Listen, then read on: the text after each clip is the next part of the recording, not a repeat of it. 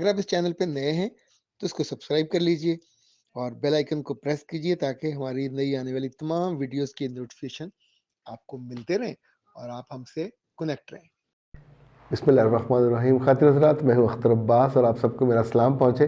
बहुत सारी दुआएं आपकी मुझ तक पहुँची और बहुत से लोगों का कंसर्न पहुँचा, आवाज़ के ख़राब होने का, बीमार होने का। इवन ये भी पूछा गया कि आपकी तरावी का क्या हाल है। तो आज मैं 2 दिन के वक्फे के बाद मस्जिद गया और मेरे साथ अहलिया भी और बेटियाँ भी गईं। अलबत्ता वापसी पर उनका जो फीडबैक था वो ये था कि कारी साहब ख़ुद नहीं थे, उन्होंने अपने वो जो शागिर्द होते हैं उनको आगे खड़ा कर दिया। तो दोनों शागिर्दों ने तरावी का पूरा मज़ा, यानी तरावी में और ख़ास तौर पे क़यामुल लैल में मंशा ये होता कि आप कुरान पाक सुने और सुन के वो जो होता है ना सर धुलने वाली कैफियत, आप पे वजद तारी होना चाहिए। और अगर कारी साहब ने रेड लगाई हुई है और हर बात पे वो भूल रहे हैं, फिर पीछे से लुकमे ले रहे हैं और आपके लफ्ज़ भी कोई पल्ले नहीं पड़ रहा, तो उसमें मज़ा ही नहीं आ पा रहा। अब कल मेरा ख्याल है कि मैं इंशाल्लाह कारी साहब को फ़ोन करके अपना ये फीडबैक दूंगा कि ख़ुद ही पढ़ाया करें। लेकिन ज़ाहिर है ये ज़रा सौखा और आसान रास्ता है ना कि आपको दिन भर मंजिल याद नहीं करनी पड़ती, कभी एक शागिर्द को आगे कर दिया, कभी दूसरे को कर दिया। ओके, दूसरा मिसेस साबर ने कहा कि आपने जो हमारी दुआओं के आप हिसार में हैं और आप जो टिश्यू इस्तेमाल करते हैं हम भी वही टिश्यू इस्तेमाल करते हैं। ले ना, बहुत अच्छी बात है। और ज़ाहिर बल्क में जहाँ ज़्यादा फजूल खर्ची हो वहाँ फिर आपको यही चाहिए। हमारे घर में तकरीबन हर कमरे में एक एक डस्टबिन है, तो हम फिर उनके लिए बड़े शॉपर 10-10 किलो वाले लेके आते हैं बगैर हैंडल के, तो फिर आसानी होती। सुबह हमारी जो सफाई वाली मेड है वो सब उनको निकालती है, तो बाहर हमने रखे हुए उनको फिर वो पूरा गांठ दे के रख देती है, तो सफाई वाला उनको ले जाता है। इनफैक्ट अपने अपने घर के सहूलत के लिए, आसानी के लिए जो जो हम चीज़ें करते हैं वही फिर हमारा एक पैटर्न बनता जाता है। बाज़ घरों में बिल्कुल नीट एंड क्लीन होता है। पिछले 2 दिन मैं बीमार था तो मैंने फिर इसको प्रोडक्टिव बनाया, 2 पेंट वालों को बुलाया और अपने कमरों को, अपने ऑफिस को रीपेंट करवाया। और आज मैं बहुत खुश था। दोपहर में धूप थी, कुर्सी डाल के बैठा हुआ था, उस वक्त बुखार ज़रा कम हो जाता है और फिर मैंने जब चीज़ें असल बेहतर होती हैं तो आपको बहुत अच्छा लगता है। अच्छा जनाब, ईद की तैयारियों का भी कई लोगों ने पूछा, वो आपको मैं शाम को बताऊंगा। और इस वक्त जो मौजू हमने चुना है बहुत ही खौफनाक है और पिछले 1 महीने में 2 से 3 केसेस ऐसे हुए कि जो मैंने डील किया। एक केस आज ही ऐसा था। इस केस में इन्होंने बहुत तफसील से बयान किया है। वो कहती है कि मैं अलग रहती हूँ, मेरे शौहर के एक दोस्त हैं, वो हमारे घर ज़बरदस्ती आते जाते हैं जो कि मुझे अच्छा नहीं लगता। वो कभी कभी अपनी बीवी को भी लेके आते हैं और हमारे किचन में घुस जाते हैं, तरह तरह के पकवान बनाने की कोशिश करते हैं और उनका ये इन्वॉल्व होना मुझे इनसिक्योर करता है। सर जी मैं क्या करूं?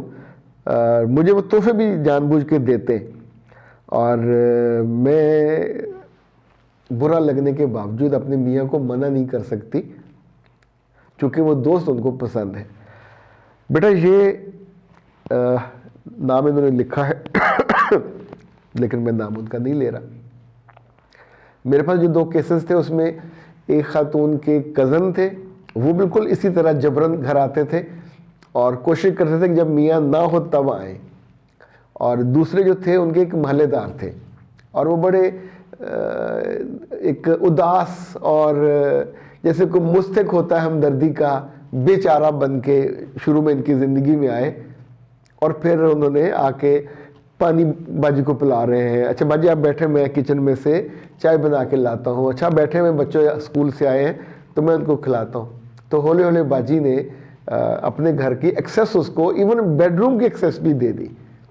तो जब मेरे पास वो आई तो मैंने उनको 2-3 बातें कही, ये मैं आपसे भी कह रहा हूँ क्योंकि ये जो इनसिक्योरिटी है ये बिल्कुल जायज़ है और अल्लाह ने हर औरत को मर्द से 100 गुना ज़्यादा छठीस दे रखी है।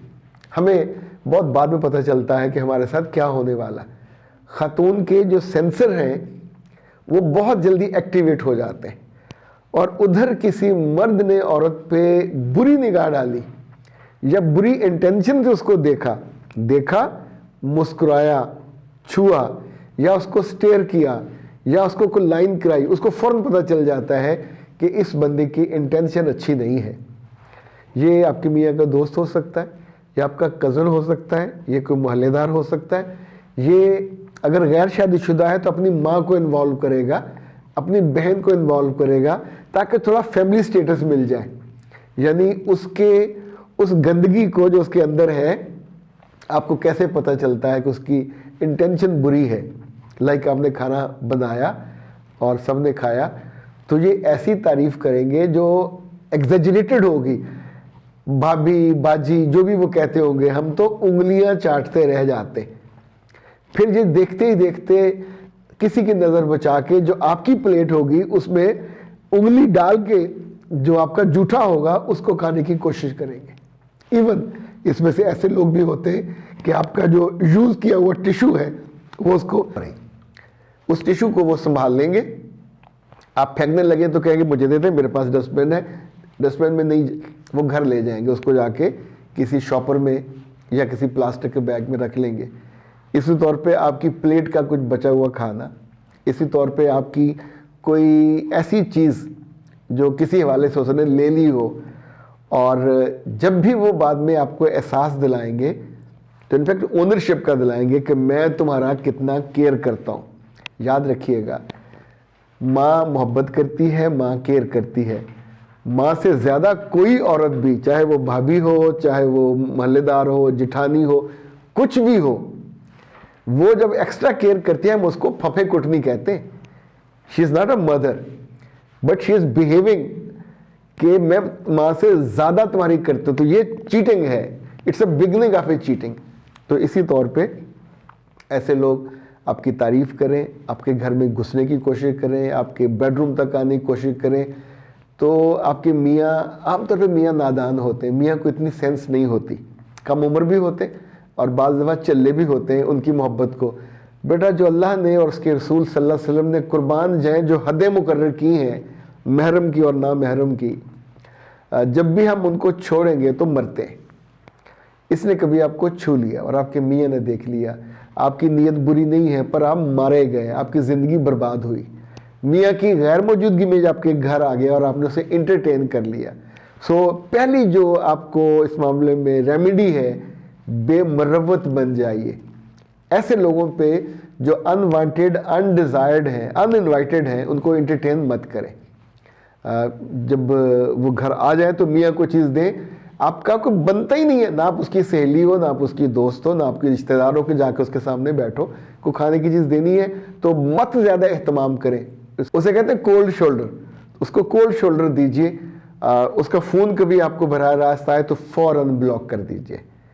जिसको शो ऑफ डिसप्लेयर है, आप ये नहीं करोगे तो आप मारे जाओगे।